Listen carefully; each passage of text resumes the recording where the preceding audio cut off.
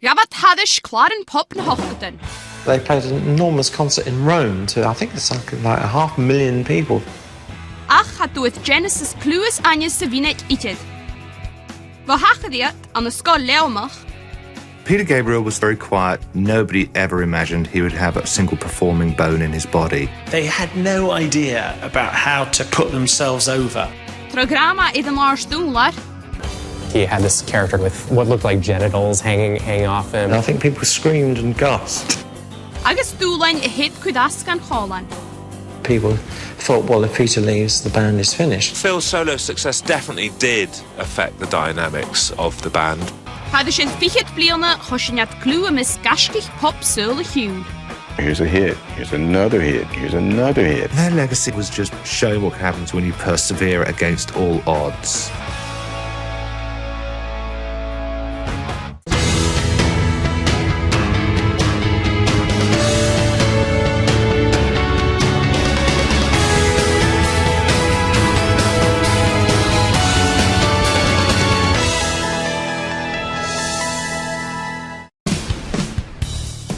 Bliana nuchtdiek trifichet se koikdiek. Van Galan rock vechten noch Genesis. It hoorst leis a chlarachke. The Lamb Lies Down on Broadway. The band is finally gaining some commercial traction. They've finally done this huge blockbuster album. People are raving about it. Be seo an deach go chlarachke Van Galan a táise chu the eerste sa siddewacha seichgin. This incredible show was developed. It was really pioneering times, especially with Peter and the costumes and the lighting and bringing a lot of theatre to music. Peter was the band. He was the front man. He was the one who took the lead. Achas dei 8 bliana te gopit groei. Van Galan a collenig in gut Amerston me yedig haul, er hannig maach eicher, ba Peter a fakal a haulein. Suddenly we're told that Peter Gabriel is going to leave the group, and it was mind-boggling really, because he was such a focal point. Everybody thought, me included at the time, that Peter was completely irreplaceable. There was a huge amount of doubt about whether the band could survive.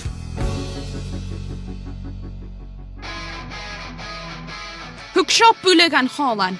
Jeme gat den echt kogunig, roat gus kumalore no Genesis elikal shachat. Ach be seoch yn de groen an wach gene han ik een raad de Holland. Zat dit schlier gus sedewachud an de sule huur.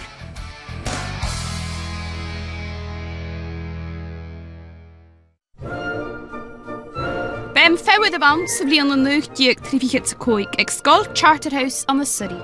Ban skol chani jilen seo en misken die behine agus a beleomiche se duich. Charterhouse is one of England's great schools. It's where you send your little boy if you want him to become a politician or a captain of industry or something, some sort of leader of men. Haromian is Amazon gach skoled an de Charterhouse chognach. Ek uis koik blindiek, haron carritin skolle Tony Banks, Anthony Phillips, Mike Rutherford agus Peter Gabriel, ach son vi sas an den Kilrock.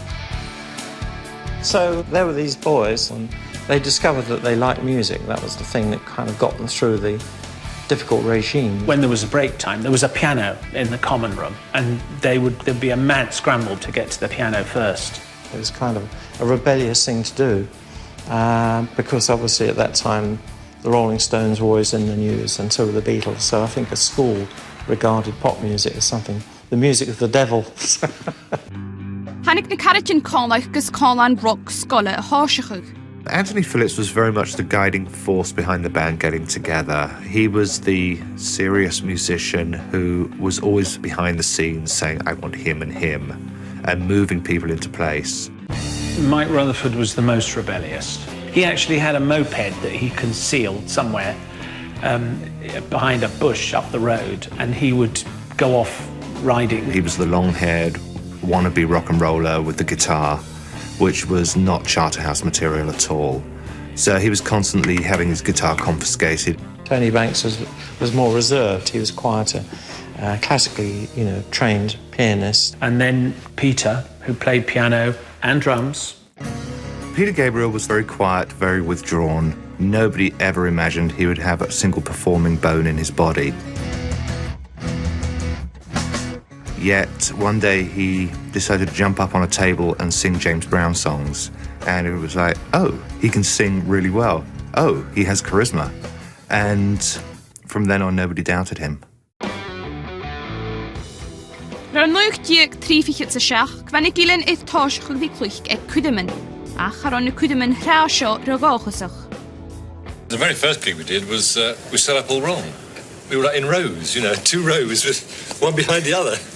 People looking around trying to see the audience. They started playing the 12-bar blues, and they played, and at some point they realised that nobody had worked out how to end it. So they just kept on going until a friend jumped up on stage and said, stop, just do something else. And they were just about to start one of their own songs when one of the masters jumped up and said, no, actually, stop. And that was the end of their first concert. Chapet tosioch ragachusach gwaun, ach ganyan sin, charot dunnigus shisún an rat. Yn jarafli on the shen, heel shaun skoleth Charterhouse Jonathan King chun a skolet gus cudum horichte chumal. Bedje chorum vashogan cholan. Well, Jonathan King had the good fortune to write, compose and record his own #1 hit single, Everyone's Gone to the Moon. Apart from being a pop star himself, he also wanted to set up a record industry, like a one-man record industry. So he was in a position that he could go out and look for new talent. The band made up a tape of their best songs, and they wanted to hand it to Jonathan, and they were all too scared.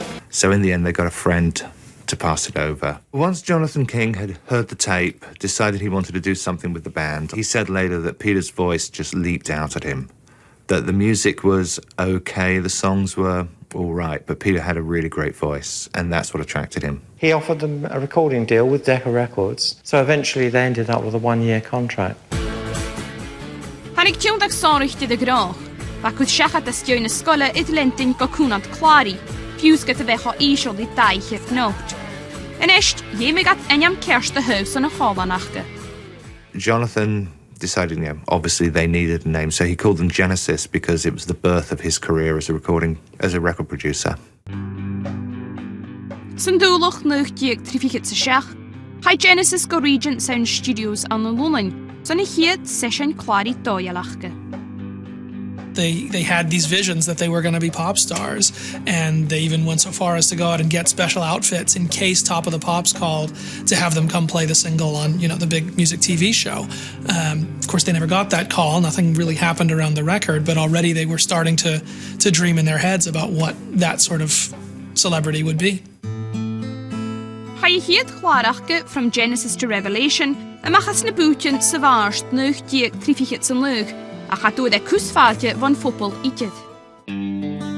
It kind of fell flat on its face when it was released. An unknown band. I mean, you have to remember that you'd be up against The Who, The Beatles, The Rolling Stones. Who are Genesis? It came upon the world to deaf ears. The album sold about 600 copies, I think, which wasn't very successful. And I think Decca probably got a bit, had cold feet about it. Nu de lik Decca shachat de Holland, va Genesis on the stang, skanat fuse it toshachug. Ach, bandan gus arachug, nid a rachagat good tei immelach a muist and dewey.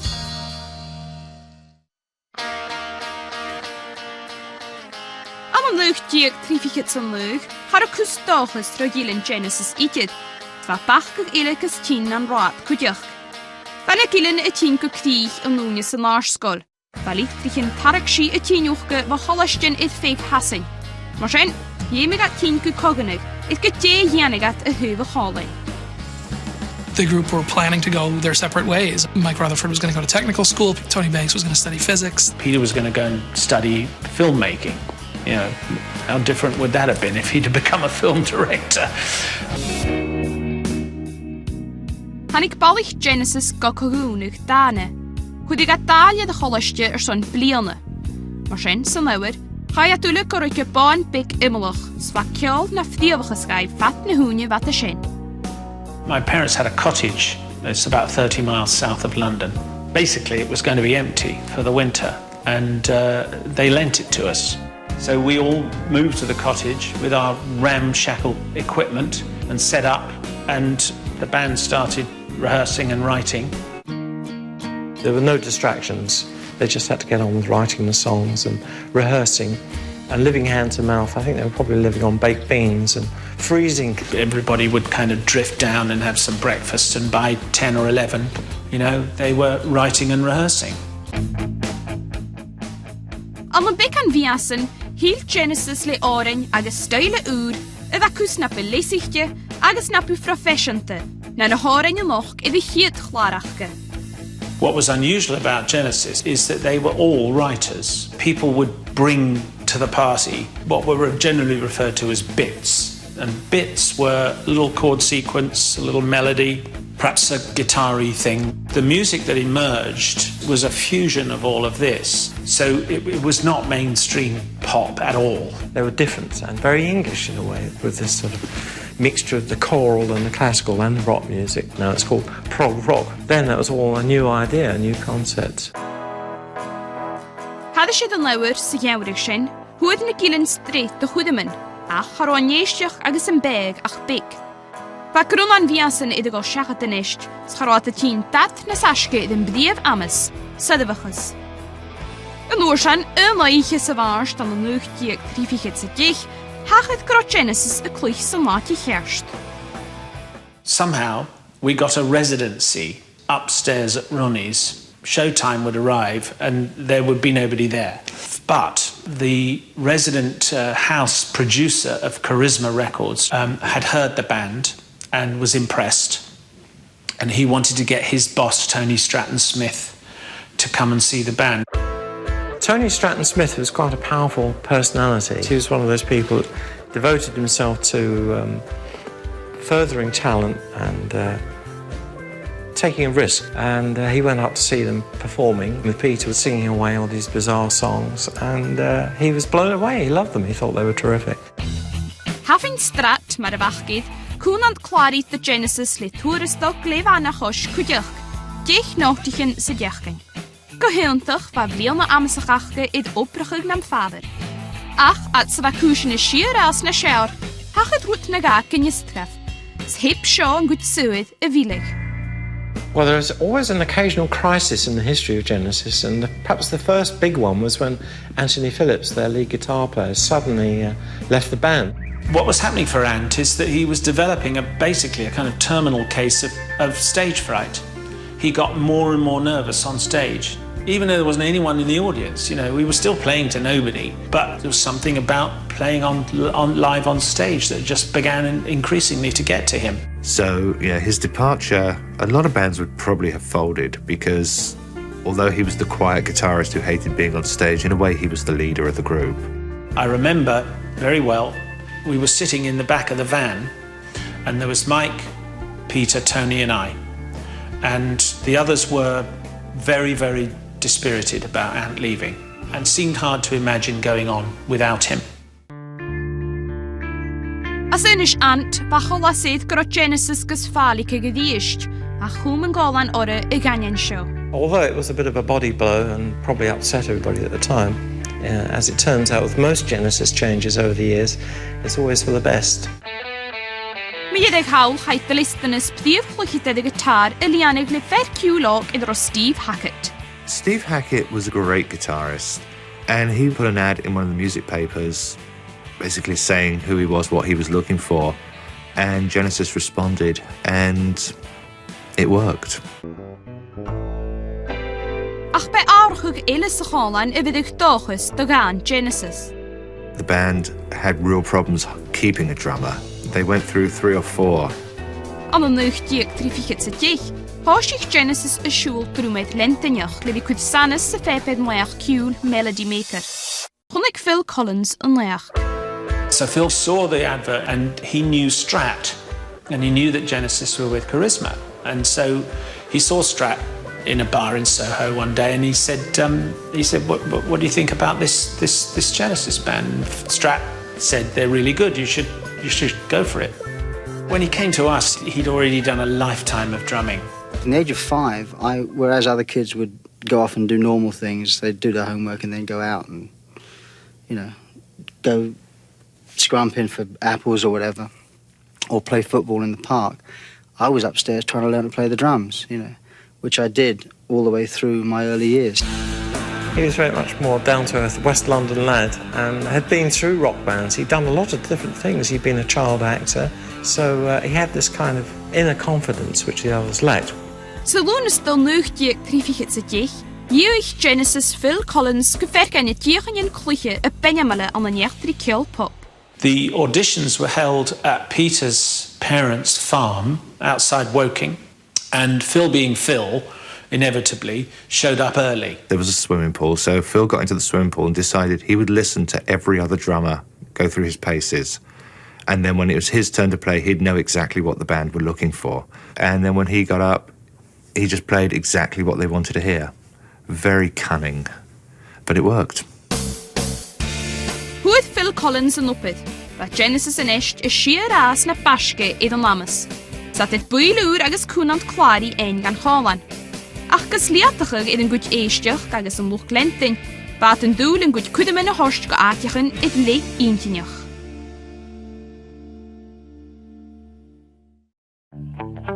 Am an géad blion na gydig, ba na ballich skolle a bheit coolú Genesis is droch horst an ulig, ba hiad chlarach gyd falikig, swa fergan na hiad vuilachge iad a chálan akal. Ach rhan blion na nuchtiag trifikit sa hundiag, ba tiesias uur it kinnisteach an chálan. Beat Steve Hackett agus Phil Collins. All of a sudden, the ideas that the band had before, they were able to musically give voice to those ideas because the virtuosity of the band was increased when Phil and Steve joined. Was spionigas uur sa chálan agus bigid vic, van goed kill rock, a tosje goed die clue agus luchtlenting a chosjengai.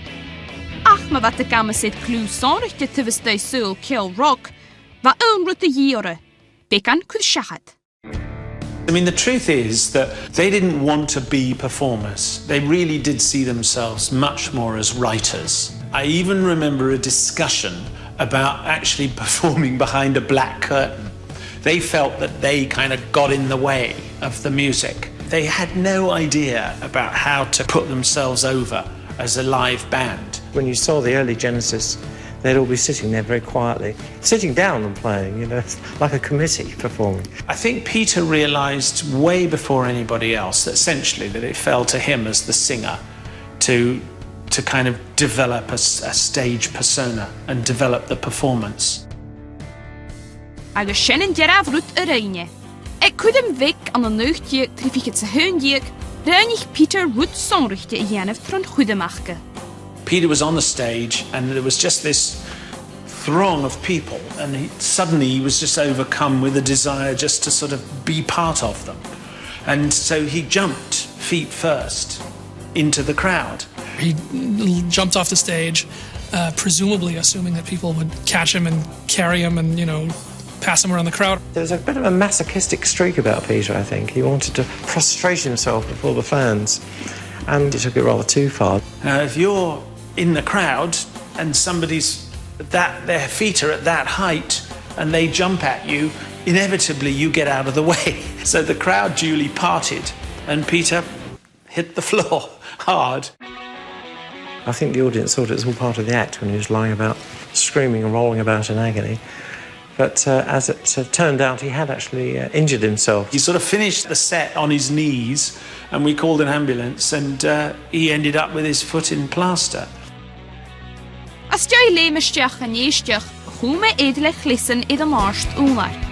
An de nuchtje triefig het segaaiek, hij Genesis het hoorst zonnig waar foxtrot a hannesach. Agus hoek Peter a goed glissen ko ieder ille in de hoorst show. Foxtrot had on the cover this figure of a person in a long red dress with a fox's head. We were in Dublin playing in a boxing stadium and there's an instrumental bit in the middle of the musical box and so Peter disappeared off stage. I was back at the mixing desk thinking, where's he gone? What appears but this apparition, Peter got a mask maker to make the fox's mask and he got hold of a long red dress and he goes up to the microphone and he finished the song and it just brought the house down. So basically, you know, they went bananas. I think people screamed and gasped, baffled, especially the drummer as well. I think Phil Collins screamed and gasped as well. his look started to change dramatically. Peter would find ways of making himself look distinctive, like shaving off his hair or just wearing makeup. Once he had started, the costumes just piled up. They had as many cases of costumes as they did of instruments. He had one where he dressed up like a dandelion, which I can only imagine from the back of an arena looked like a stalk of broccoli or something like that. And then he would paint his face with sort of silver makeup to look like an old man, and he would sing hunched over. And then, maybe the most notorious one was he had this character called the Slipper Man, which was sort of a grotesque, bulbous creature with what looked like genitals hanging off him. Genesis were a band that did everything by committee, and it's just like, what the hell is he doing? The fear was that you go out there with a singer who is dressed up as who knows what. That is going to become the focus. The rest of the guys maybe weren't so keen on Peter Gabriel being the total figurehead in the public's and press perception. Gyda heb Clison Gabriel scarog öbrachus y cholan, ha bwrwnier y gola saichig, nach ro chwyd drama is mifag y gwbrachig. As soon as Peter wore the fox's head on stage, that would have been on the front page of Melody Maker and all the other music papers. And as soon as you're on the front page of the music press, you're on television. So the management and the record company, they can ask for more money. Like it or not, the rest of the band could see that it worked. And the album started to sell. So he was right. His instinct was right. As joy clú a chosin son yn gwyd ciwl agos Clison Gabriel, sy'n daflu on the elensio, chai Genesis van yerst gon yerst, so gat ymach clar bio is disc studio iddo ro selling England by the pound. Each album getting better, with better playing, better production, more interesting songs. It seemed to be progressing at a tremendous pace. Van golan chomisniachal sgyd chwyd at project moro ba am o'n nwch diag trifich at y diag. Clar about da wedi hydje from The Lamb Lies Down on Broadway. The whole 23-song album was performed live, and there were lots of lights, of course, and lasers and smoke and all the things you associate with 70s rock music. The whole thing was designed as a kind of rather like a musical would be today, a stage musical. The Lamb Lies Down on Broadway is generally acknowledged as the Peter Gabriel era of the band's greatest work. It was all the members of the band working sort of at their peak at the same time. Ach fiws na ranig a cholan in nida show, was strenid cushion. Gabriel a fein up at the hafenga on the natjach ille. Peter had been contacted by William Friedkin of The Exorcist to work on a film with him, which would have basically taken him out of the group. His wife had just had a baby who was sick, and he wanted to spend more time there. He was still young, he was early 20s, and suddenly all this real-world responsibility had fallen on him, and he just didn't know how to cope. So, something had to give. Hannig Peter Kukogunig a chwyd unig môr I the chor. Yr hi gycwrs The Lamb Lies Down go crych an an nuch diag trifich at coig diag, ga get Genesis as jay och blion na lish cholan. It was the end of the road for Peter. And he basically just wanted to just to give it all up and go and grow vegetables in the country and be with his wife and family. The fact that Peter Gabriel left the band immediately after the tour came as shock to people who were paying close attention. The band were definitely primed to make a breakthrough into the mainstream, and their lead singer and sort of main creative force left, which was obviously a devastating blow. Peter could sense that there was starting to be a bit of a disharmony of some sort within the band, like all the attention was on him. I think there's a quote from Phil Collins where he says, it gets a little annoying when you realize that your lead singer is trying to sing from underneath a giant rubber mask. It becomes, it was, Peter and the Genesis is. There was a sense that they weren't getting the recognition that maybe they deserved. Ba balich Genesis tameltjach gro Peter de Fakal, ba noch glenting sanu doi kudjach. Na de holen in meanjen men show, hoest dat gro la Genesis shachat. Well, I think a lot of people thought that Genesis would break up at this point when their lead singer left. But of course, the band didn't quite see it that way. Ach haast van Dwabas Vechgenig Phil Collins, Mike Rutherford, Tony Banks, agus Steve Hackett son Holling. Basen jo noch Kumalore. they had all these great new ideas, and although it shocked everybody else, they saw themselves as continuing with them by finding a new singer. It was almost like a joke because you could not replace Peter Gabriel. It was impossible. Spik for a vachke groen jera vedd is on aatje Peter gal hadish in een bialu fat na hoonje.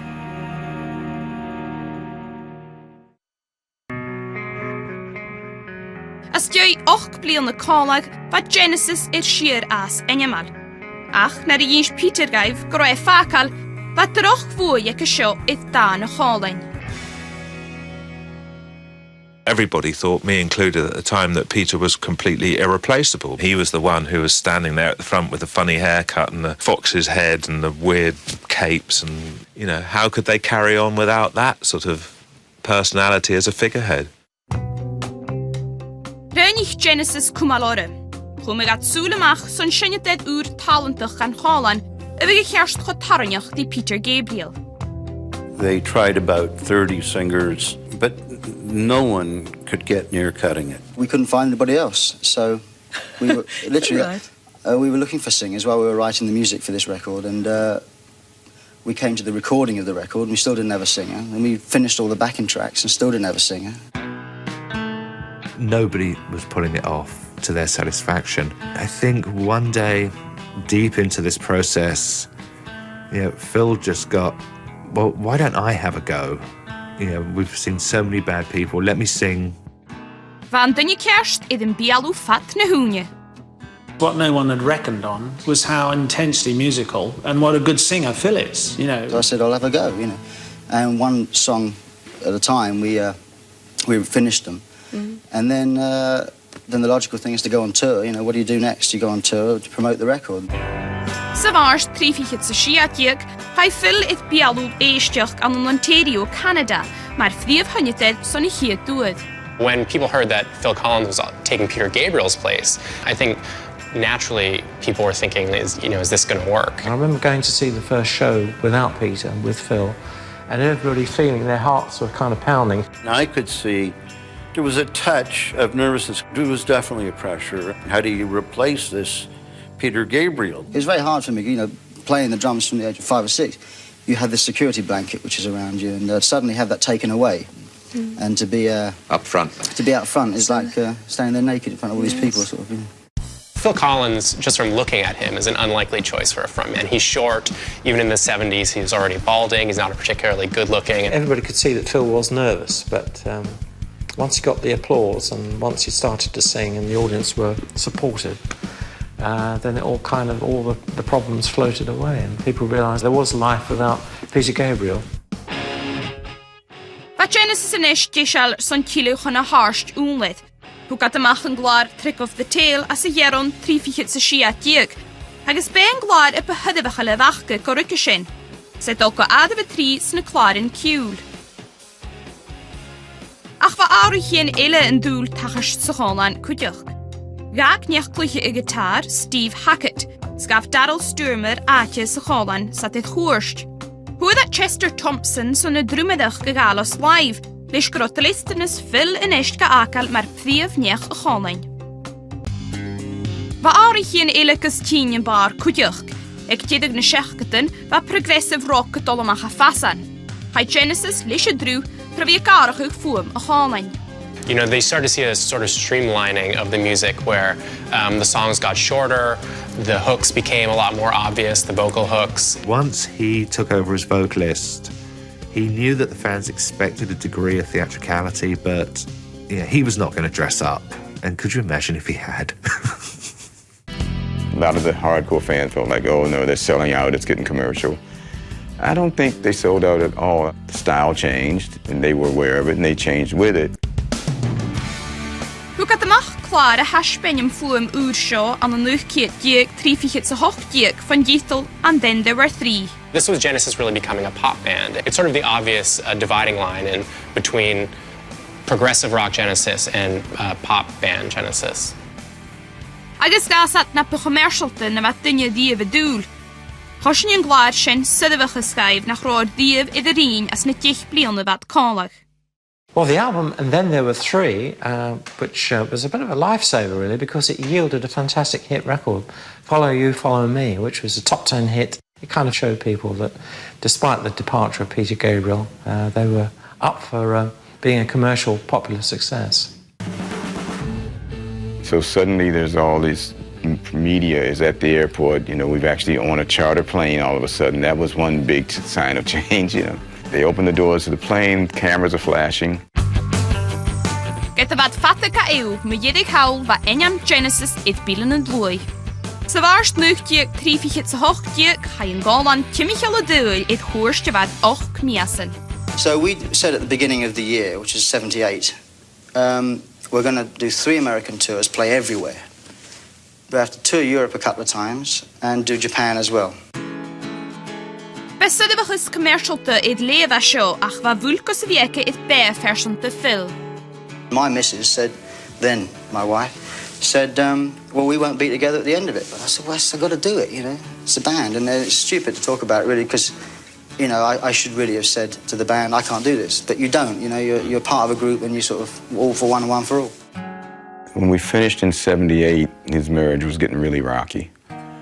And, you know, he kind of expressed to the guys that he was thinking of leaving the band because his wife was sort of making some demands and he needed to take care of his family. They all agreed that we'll take the year off, let you get everything sorted out, and then talk about it after that.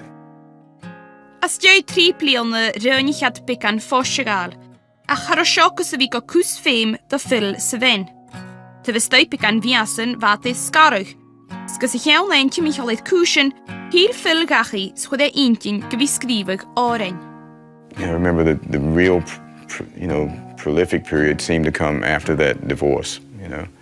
And suddenly he's alone in his house and there's a piano and it's him and he's got to pour it out somewhere. So that's when he just wrote this incredible string of songs.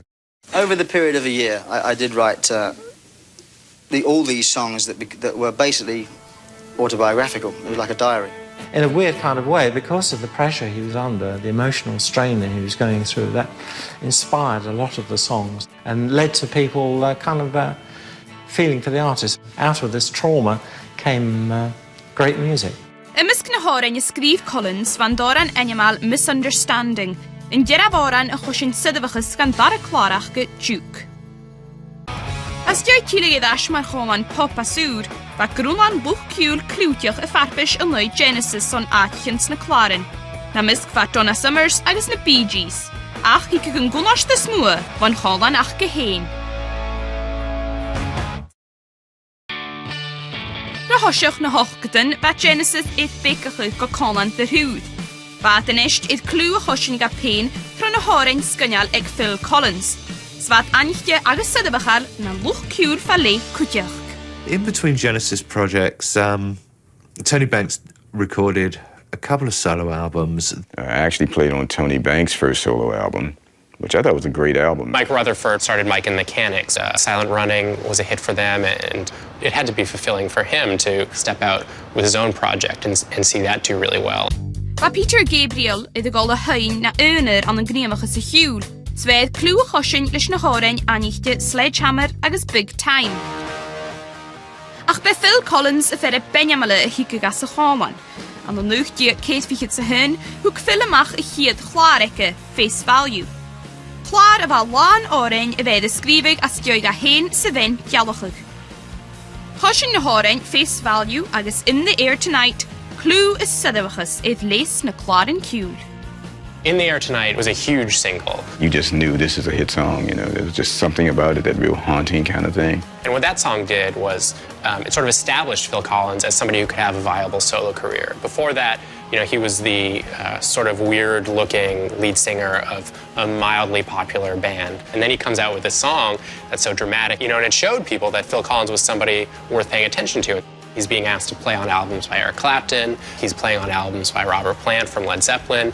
He starts showing up, you know, he was in Miami Vice. Anytime you turned around, there was another Phil Collins project. Phil Collins followed Face Value with No Jacket Required, which was his biggest solo project, won a bunch of Grammys. So it made sense that when he was asked to play Live Aid, he was the one person who played both shows, both continents. It was kind of a stunt, but he played the London concert in the morning, then hopped on a jet to play the Philadelphia concert in the evening. It's good fun, though. I mean, only a fool such as I would do this.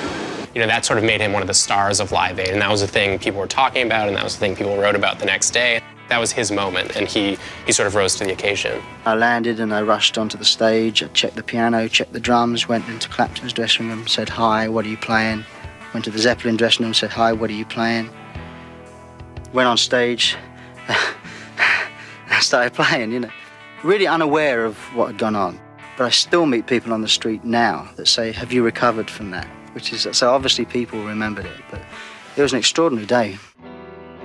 Ra fewn na hochgatan va Phil Collins anichtydd fige dŵl. Sva chwn arstawn gyro agus tostydd falafon Holland Genesis, agus na va asin iddo choshin.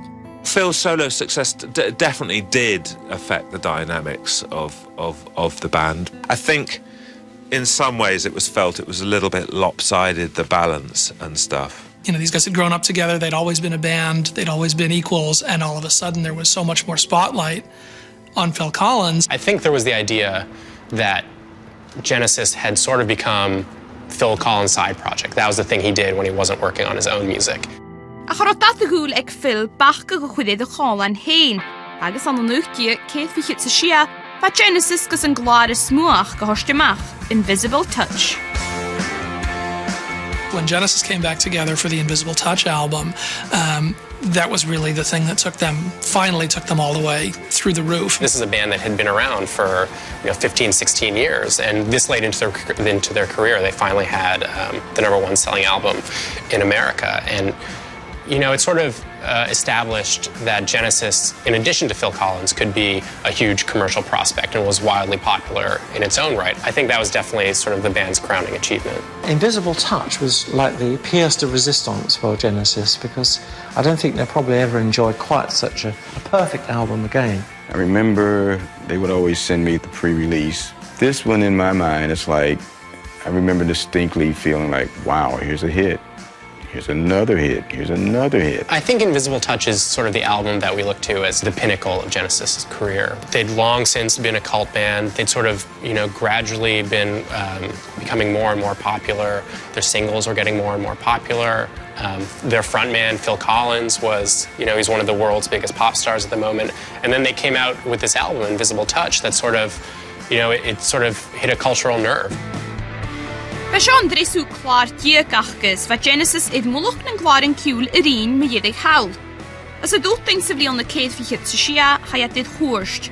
Cloichad ceid chwydymyn, an o lang cloichio Wembley, syrich gyda hwyl y ticket son y chwydymyn sio, as y bydd 300,000 niach lenting. When we did Wembley, that was amazing. To me, that was probably one of the real highlights. And that really said it. Okay, now I think was the moment of, yeah, this is it. Hannig yn golan sio colag sy'n larsgol, svat yn isht anichtje so rich klaren id fige dŵl. They truly paid dues. They weren't instant stars. They didn't sort of, one day they're kind of, playing in their garage or something, and the next day they got a top 10 single or something, And they paid a lot of dues, went through a lot of heavy stuff. Van dlia at y sio o hosi chyddas on the Charterhouse is tîn chwn y hydde sgro at y nisht on yn bdiefatje yn glarin ciwl, ach fydd strain syl y ciwl, cws the Phil Collins. Am yn lwgtje ceid fichyd sy gadiag, rhain Genesis gesial son cwrst at y ile ti Michael y dŵl. Van y cartyn sio iddo fi conlag fat fichyd blianne, sat y tîn tro hyoch i'n gymatedyf. Ach hast, Bavul ek een da yichet riaslach shore. Phil's he's a real workaholic, and he'll be the first person to admit that. I remember other tours, Phil would be quite happy to do 13 shows in a row with no break. But then in later years, he never did like more than 3 or 4 in a row. He would just wear himself out, and you could see his stress level rise during the tour sometimes. And then eventually Phil said, "Well, I can't do all of this."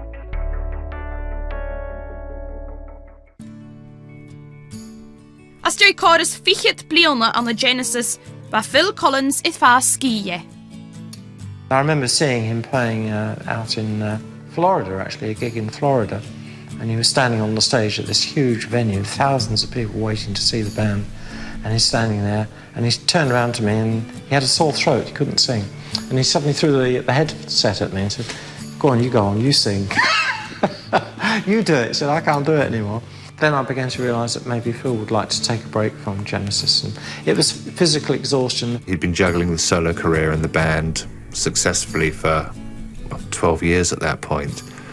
But his feeling was that the two were moving in very different directions. And I think he just needed to make a clean break between one and the other. When Phil left Genesis, once again, rather like when Peter Gabriel left, it was a bit of a... It could be seen as a death knell. People think, well, how on earth is the band going to survive without, the main man, really? Ach fa Genesis id cyn trachwysyn gyda fron y sio, smosyn, fa dis y fydd acal son fiach yn y ddysg. They'd done it once, so I suppose, why can't we do it again? So nog fi as ceid fi chyd sa siach diag, hw gad fiach gan dynnydd Ray Wilson cyn gan Chawan. Hw gesyn sialwg ag ysbielnydd ŵrgaif. A chast haron lwch glentyn pwylwch disial ys yn y marach ag môsio. I think by that time, Genesis had become so synonymous as the three of them. I just think the fans just probably couldn't cope with it. I mean, it certainly didn't seem like the same Genesis to me. They tried to tour the States, but the ticket sales just weren't happening. People weren't excited about it, and I think the tour was canceled. That was sort of the last gasp of Genesis. Get nach da scaran gonan gohofical an an nuch diag ceid fi chyd sa hoch diag, hai cwsyn caran safach le Genesis. Har o cwstochus ro lwch glentyn dilis a chalain gorig y dafilis a cwig. Bawn y norsan a chan ich bwyl a chalain ag party diag harit gaif an o lunain. Suddenly the five of us are all there. We're there for the first time since '92, actually. Phil looks around and finally goes, well, we're all here. When's the tour? I think it caught all of us off guard, the depth of the feelings, For a period, it did look like Genesis were all over, were history, but they weren't. They came back again. Thank God. So we met in New York in October of '06 very quietly. We, just went into a rehearsal space for 2 weeks. And from the very first day, we just cracked up laughing all day long. And the whole tour was that way. Ba hullet yn ydyn doi. Schain y meeltjen o lwch lentyn can ged, nar a chaiat ydd hwrst fôr iddo ro turn it on again ystawrig da filis y siach. When they announced they were touring and the demand for tickets was so high and shows were selling out, it reminded people that people really care about Genesis. One of the big highlights of their comeback was the fact that they played an enormous concert in Rome to, I think, something like 500,000 people saw them, which for any band, I think that's a tremendous tribute. To me, it was the most magical tour of all. At this point in history, who knows?